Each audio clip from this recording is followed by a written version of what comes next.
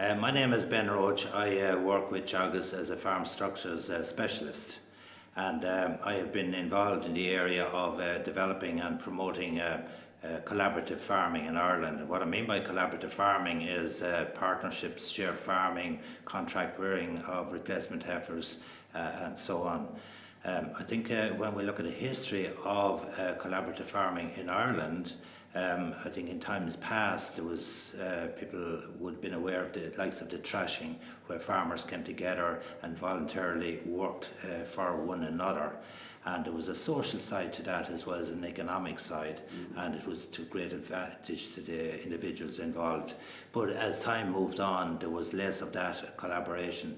And I think in more modern times we have found in Ireland that farm size is small, and there is also an issue with regard to the social side of farming, where farmers are very often farming now on their own with their family away in school and in education and jobs. So I think the need and the value out of collaborative farming is huge, where, for example, if two farmers come together in a partnership, it means that there's a whole scale issue. You're increasing scale and you're reducing duplication of work, because there's huge duplication of work, for example, where you have two dairy farmers running their separate businesses. And there's a value there again in the whole area of investment in machinery and buildings. Likewise, on a social side, where farmers operate together and join their businesses together, it means that it's easier to organise weekends off and have more time for family, because some types of farming, particularly dairying, again is a 24/7.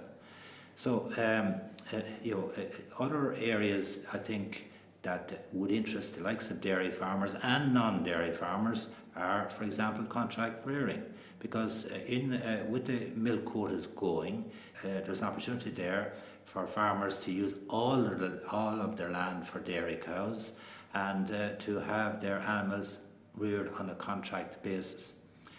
My involvement in this goes back, I suppose, to the 1980s, where when I worked with the Farm Apprenticeship Board, we started getting very concerned about careers for farm managers and for arrangements where farmers could operate together to get scale and reduce labour. So we looked at what was happening abroad in other countries. We copied essentially the French partnership system, which is called a GAGS. It's what we have in Ireland now, following on from our visits there. There was the introduction in 2002 of what's called milk production partnerships. That has progressed on, and that now has been widened, and the Department of Agriculture are about to bring out a new regulation broadening that partnership model to cover all types of farming, and that the parties in the partnership, the farmers in the partnership, would not lose out with respect to EU and government supports. In fact, the department have plans there to put positive incentives in place, such as in the last budget there, 50% stock relief for people who are in partnerships. And they're also talking about the possibility of a grant to assist people who want to put partnerships in place. Teagasc have done a lot of research on this, and we will continue into the future to promote, to develop all types of collaborative farming. And as a large organisation with an advisory angle and an education and research, we will continue its policy in the organisation to promote and to assist farmers and assist people who assist farmers in terms of information and in-service training and so on. I think the future potential for people in partnerships, the numbers in Ireland is quite considerable. At the moment we have, for example, in registered partnerships, there's 700 there.